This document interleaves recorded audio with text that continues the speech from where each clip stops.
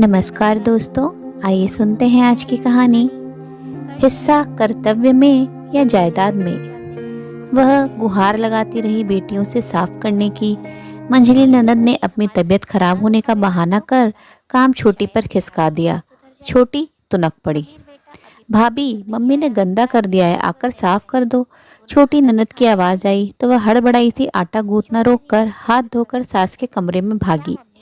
देखा तो तीनों नंदे आराम से पास पड़े सोफे पर फैली हुई थीं। इतनी आवाजें लगाई तब आई हो। छोटी ननद तुनकते हुए बोली, दीदी मैं आटा गूंथ रही थी। हाँ, काम तो बस आप ही करती हो। मुंह बनाते वह बाहर चल दी। पीछे पीछे दोनों नंदे भी खिसक ली कि कहीं सुमी माँ के कपड़े बदलवाने में उनसे मदद न मांग ले। सुमी ने फुर्ती से सफाई कर सास के कपड़े बदले। 2 साल से अंत तक वह यही करती आ रही है। 2 वर्ष पूर्व उसकी सास फिसलकर गिरी तो चोट लगने की वजह से शरीर लकवाग्रस्त हो गया। सुमी की तीमारदारी में सुधार तो हुआ, पर निचला हिस्सा संवेदन शून्य ही बना रहा। लिहाजा उनके दैनिक कर्म सुमी ही कराती और सफाई करती। खान पान में थोड़ी भी बदपरहेजी से सास को लूज मोशन होने लगते या फिर बार बार पेशाब आता, तब सुमी की जान पर ही बनाती। सास की तीमारदारी में लगे लगे वह खुद को भूल ही चुकी थी। सास की सफाई के बाद उनके कपड़े धोकर डाले, फिर दोबारा नहाकर किचन में पहुंची तो देखा बड़ी ननद बड़बड़ा रही है। सुमी, 10 बजने आए हैं और तुमसे अभी तक नाश्ता नहीं बन सका। हद होती है काम चोरी की। मैं अभी बनाती हूँ दीदी। सब्जी तो छौंक दी थी, आटा गूंथ रही थी कि मम्मी जी की सफाई के लिए जाना पड़ा। अभी पराठे सेकती हूँ। तुम तो रहने ही दो। माँ का बहाना कर तुम अपनी भड़ास इस तरह निकालती हो। नंदों का आना भाजो नहीं रहा तुम्हें। ठीक है भाई, अब खुद ही बना खा लेंगे, तुमसे तो हो नहीं रहा।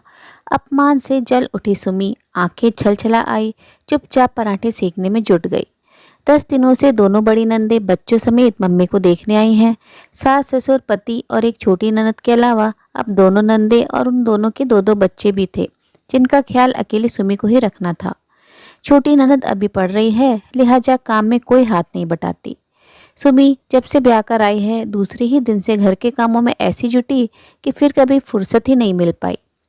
जी जान से सबकी सेवा करती, लेकिन सास कामना जी के मुख से कभी उसके लिए तारीफ के 2 शब्द न निकलते। वे हमेशा यही कहती, कुछ भी कर लो, बहू कभी बेटी नहीं बन सकती। बहू और बेटी के बीच का फर्क का अक्सर उसे एहसास होता। जब भी किसी भी चीज़ का बंटवारा होता तो हर अच्छी चीज़ बेटियों को मिलती और सबसे कमतर सुमी को। सास ने बीमारी के चलते कुछ सोचकर एक दिन जेवरों का बंटवारा करने का निर्देश बड़ी ननद को दिया। उनके आदेश और इच्छानुसार सभी गहने तीनों बेटियों में बराबर बांटे गए और सुमी के हिस्से आई एक पतली सी चेन, वो भी सास पहने हुए थी। वो उसे अभी नहीं मिलनी थी। सुमी कट कर रह गई। यूं उसे जेवरों या पैसे का लालच नहीं था, लेकिन बंटवारे में बेटियों के हिस्से सब कुछ और बहू के हिस्से सिर्फ कर्तव्य। यह देखकर वह आहत हो जाती, पर फिर भी वह चुपचाप अपनी जिम्मेदारियां निभाए चली जा रही थी। एक तो माँ पिता के दिए संस्कार उसे कुछ बोलने से रोक देते, साथ ही पति विहान का स्नेह भरा व्यवहार भी उसे कर्तव्य से विमुख न होने देता। विहान सब समझते थे, पर माँ के आगे बोलने की बदतमीजी वह नहीं कर सकते थे। न ही इसकी इजाज़त उनने सुमी को दी थी।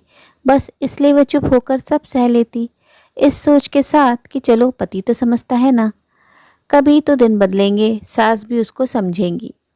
जब से सास बिस्तर से लगी वह मायके भी नहीं जा पाई। सगे और इकलौते भाई की शादी हो गई। मायके वाले उससे मनुहार कर करके थक गए। भाई बेचारा जो उसे लिवा लाने आया था, उसे सुमी ने अकेले ही वापस भेज दिया था। कैसे जा सकती थी वह? कौन करता सास की सेवा? नंदे वैसे तो साल में 4-5 बार आधमकती माँ को देखने के बहाने, पर काम के समय ना आ पाने के उनके अपने बहुत बहाने थे। ऐसे में विहान अकेले ही ससुराल में शादी अटेंड कर आए थे, इस वादे के साथ कि कुछ समय बाद वे सुमी को मायके जरूर भेजेंगे। लेकिन इन 2 वर्षों में वह समय एक बार भी नहीं आया था। सुमी मन मसोस कर रह जाती। मायके वालों, भाई भाभी के उसके न आने की शिकायत करने पर वह टाल देती। इन शिकायतों से बचने के लिए अब वह मायके भी बहुत कम बात करती। ऐसे ही दिन पर दिन बीतते जा रहे थे। इधर कुछ दिनों से उसके पापा की तबीयत ठीक नहीं चल रही थी, तो वह सोच रही थी कि 2-4 दिनों के लिए उन्हें देख आए। सास की तबीयत भी फिलहाल संभली हुई थी और दोनों नंदे भी आई हुई थी कि अचानक आए भाई के फोन ने उसे भीतर तक हिला डाला। फोन पर रोते हुए भाई ने सूचना दी कि पिता का सुबह ही हृदयाघात से देहांत हो गया। उसके आंसू रुक नहीं रहे थे। विहान को फोन कर गिड़गिड़ाते हुए सा कहने लगी, प्लीज अब तो जाने दीजिए, कुछ दिन मम्मी जी को दीदी लोग देख लेंगे। अब भी ना गई तो परिवार समाज कहीं मुंह दिखाने लायक नहीं रह जाऊंगी। विहान ने उसे चुप कराते हुए आश्वासन दिया, मैं अभी तत्काल में टिकट बुक करा रहा हूँ, हम दोनों चलेंगे। मैं अगले दिन वापस आ जाऊंगा, पर तुम रुक जाना। उस घर के प्रति भी कुछ कर्तव्य है, मैं समझता हूँ इस बात को। तुम जाने की तैयारी करो। नंदो और सास ने उसके पिता के गुजरने की खबर सुनी तो उन सबके मुंह बन गए, लेकिन इस बार वे कुछ कह नहीं सकती थी, परिस्थिति ही ऐसी थी।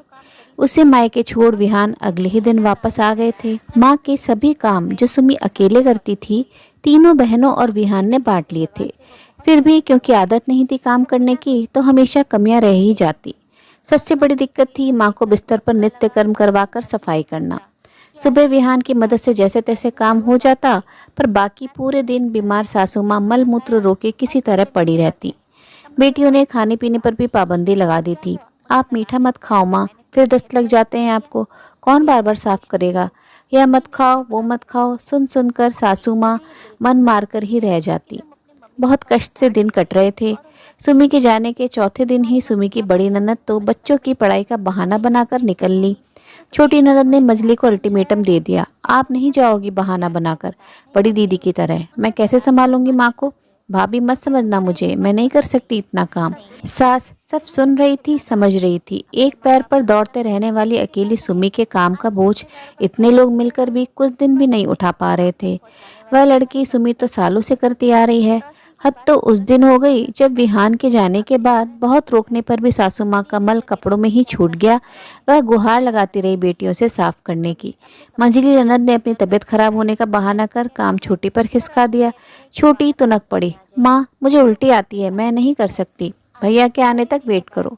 आखिर विहान ने आकर माँ की साफ सफाई करी। सास अब सुमी को बेसब्री से याद किए जा रही थी। जो काम उनकी अपनी जाई बेटियां ना कर पाई, वह काम वह पराई जाई 2 सालों से भरपूर लगन के साथ करती आ रही थी। सुमी का रोज की तरह फोन आया था तो विहान ने उस दिन घटी सारी घटना उसे बता दी। आप मेरा टिकट बुक करा दो, मैं कल ही आ रही हूँ वापस। पर सुमी, तुम्हारे पापा को गए अभी 10 दिन भी नहीं हुए, अभी आओगी तो सब क्या कहेंगे। वैसे भी उनके जीते जी तो मैं भेज न सका तुम्हें। अब कम से कम 13वीं तक तो रुको। विहान, पापा तो चले गए, अब मैं यहाँ रुकूं ना रुकूं, इससे उन्हें क्या मिलने वाला है अब। लेकिन मम्मी जी तो अभी सामने हैं, उन्हें इस हाल में कैसे छोड़ दूं। और मेरे घर वाले मेरी परिस्थिति समझते हैं, वे कोई शिकायत या उलाहना नहीं देंगे। बाकी दुनिया तो कुछ न कुछ कहती ही रहेगी। मैं कल वापस आ रही हूँ, उसने दृढ़ स्वर में अपना निश्चय सुनाया। उसके ससुराल पहुंचते ही सास के चेहरे पर राहत और खुशी के भाव आ गए। नंदो ने भी चैन की सांस ली। सब पहले जैसा ही चलने लगा। फर्क बस यह था कि सास ने अब अपना तकिया कलाम रटना छोड़ दिया था कि बहू कभी बेटी नहीं बन सकती। रक्षाबंधन पर सुमी के भाई भाभी उसके घर आ गए। इतने सालों से आप नहीं आ पाई, तो इस रक्षाबंधन हमने सोचा हम लोग आपके पास आ जाएं। भाभी मुस्कुराते हुए कह रही थी। सुमी, कुछ जरूरी बात भी करनी थी, इसलिए हमें आना ही था, भाई बोला। सुमी की नंदे भी राखी पर मायके आई हुई थी। राखी बंधवाने के बाद सबके सामने ही भाई ने गिफ्ट की जगह एक लिफाफा सुमी के हाथ में रख दिया। यह क्या भैया? सुमी ने लिफाफा खोलते हुए पूछा। लिफाफे में जायदाद के बंटवारे के पेपर्स थे, तेरे साइन चाहिए इस पर, भाई बोला। सुमी हैरानी से कागज देख रही थी। आधा हिस्सा मुझे? नहीं भैया, मैं कैसे? पापा का सब कुछ आपका और भाभी का है। उसकी आंखें गीली थी। बेटियों का कोई हिस्सा नहीं होता क्या माँ बाप की जायदाद में? पापा मम्मी का जो कुछ इतना मेरा है उतना ही तेरा भी है। तेरी भाभी का भी यही मानना है। अब जल्दी से साइन कर इस पर। ना भैया, बेटियों का हिस्सा सिर्फ जायदाद में नहीं होता, कर्तव्यों में भी होता है। मैं कहाँ कुछ कर पाई मम्मी पापा के लिए, उनकी बीमारी में भी खड़ी ना हो पाई, तुम्हारी शादी तक में ना आ पाई, यहाँ तक कि पापा के जाने के बाद 13 दिन भी न रह पाई। जब कर्तव्य में हिस्सा नहीं निभाया तो जायदाद में हिस्सा कैसे ले लूं? भाभी ने दिन रात एक कर पापा की सेवा की, घर संभाला, सब पता है मुझे। भैया, मुझे जायदाद में हिस्सा नहीं चाहिए, बस अपने प्रेम में हिस्सेदार बनाओ आप दोनों, ताकि माँ पापा के बाद भी मेरा मायका बना रहे। भाई भाभी और अनु तीनों की अश्रुधाराएं अविरल बहे जा रही थी, जो चार और हृदयों को मैल धो रही थी। सुमी की सास और तीनों नंदे इस घटनाक्रम के साक्षी थे। उन्हें आज आभास हो रहा था कि असल खजाना भौतिक संसाधन नहीं, बल्कि वह आत्मीयता और प्रेम है जो सुमी और उसके भाई भाभी के बीच है। सुमी को कभी इस तरह गले लगाना तो दूर, उन लोगों ने उसके सेवा भाव और लगन की कभी सराहना तक नहीं की थी। भाई के सीने से लगी सुमी के कानों में जैसे ही सास की पुकार पड़ी, वह सब भूल उनकी ओर लपकी। क्या हुआ मम्मी जी, कुछ चाहिए? ना बेटा, बल्कि कुछ देना है। अपना एक हाथ बमुश्किल उठाकर उसके सर पर रखते हुए सास बोली, आशीर्वाद देना है तुझे, सबको तेरी जैसी बहू मिले, बहू हो तो ऐसी। सुमी हैरत के साथ साथ खुशी से रो पड़ी। तीनों नंदे भी कह उठी, भाभी हो तो ऐसी। उम्मीद है दोस्तों ये प्यारी सी कहानी पसंद आई होगी। कहानी अच्छी लगी तो अपनी राय कमेंट बॉक्स में ज़रूर साझा करें और अपने मित्रों और प्रियजनों के साथ भी शेयर ज़रूर करें। आपसे अनुरोध है, अगर आप चैनल पर नए हैं तो ऐसी ही नई नई जीवन से जुड़ी कहानियाँ सुनते रहने के लिए चैनल को सब्सक्राइब जरूर करें। कहानी अंत तक सुनने के लिए आप सभी का दिल से बहुत बहुत शुक्रिया। तो फिर मिलते हैं अगली कहानी में। तब तक के लिए आप लोग अपना ध्यान रखिए, खुश रहिए, ऐसे ही कहानियाँ सुनते रहिए।